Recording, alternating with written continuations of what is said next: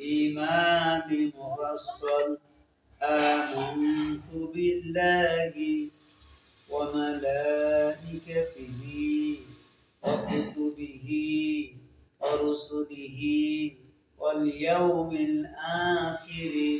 والقدر خيره وشره من الله تعالى والبعث بعد الموت ঈমান মুফাসসালের অর্থ প্রথমে আমি ঈমান আনিলাম আল্লাহ তাআলার উপর,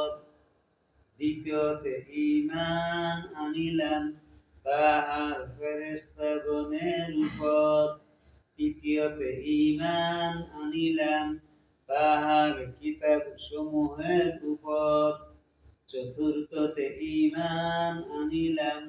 তাহার রাসূলগণের উপর, পঞ্চম ঈমান আনিলাম কিয়ামতের দিনের উপর, ষষ্ঠতে ঈমান আনিলাম ভালো মন্দ তাকদীরের উপর, সপ্তমে ঈমান আনিলাম পুনরায় জীবিত হওয়ার উপর।